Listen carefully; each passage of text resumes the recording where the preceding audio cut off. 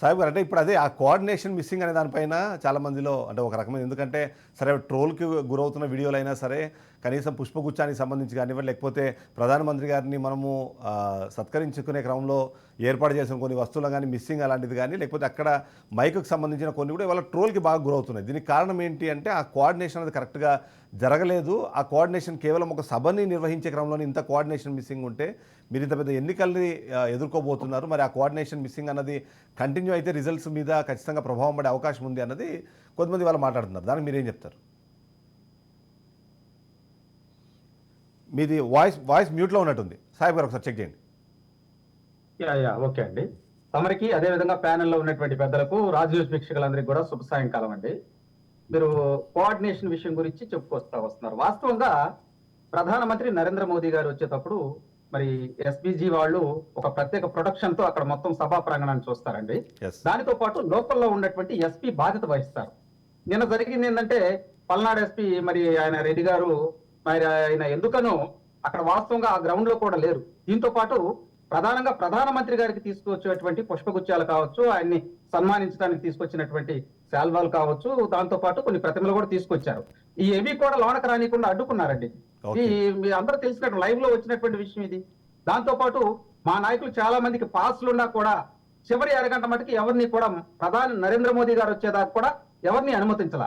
అక్కడ ఒక విధంగా ఆ సభ ముందుల కూడా తోసుకుంటా వచ్చేసి ఏదైతే ఆ మైక్స్ సంబంధించినటువంటి టెక్నికల్ ఇన్స్ట్రుమెంట్ మీద కూడా జనం పడ్డారండి. దీనివల్ల కొంత బ్రేక్ కూడా వచ్చింది. పదే పదే ఇక్కడ గమనించాల్సింది ఏంటంటే పోలీసులు సహకరించలేదు. ఇక్కడ గౌరవ ప్రధానమంత్రి గారు వస్తుంటే ఆ ప్రాంతం మొత్తం కూడా లోకల్లో ఉన్నటువంటి ఎస్పీ గారి ఆధీనంలోకి వచ్చింది. ఎస్పీ గారు ఎక్కడ కూడా రెస్పాన్సిబిలిటీగా పనిచేయాలి. వైకాపా పార్టీ కార్యకర్తగానే పనిచేశారు ఆయన. మేము అదే ఈ రోజు ఎలక్షన్ కమిషన్ కి లెటర్ రూపంలో ఇచ్చామండి. అసలు ఇక్కడ ఏం జరిగింది వాస్తవంగానే బాజీ గారు కూడా ఈ రోజు ఎలక్షన్ కమిషన్ దగ్గరికి వెళ్ళారండి.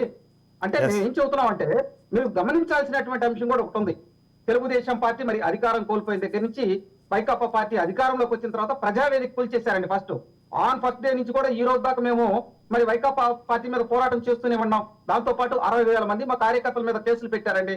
41A నోటీసులు ఇవ్వకుండా మా కార్యకర్తల్ని నాయకుల్ని అరెస్ట్ చేసిన సందర్భాలు చాలా కోకొలలు.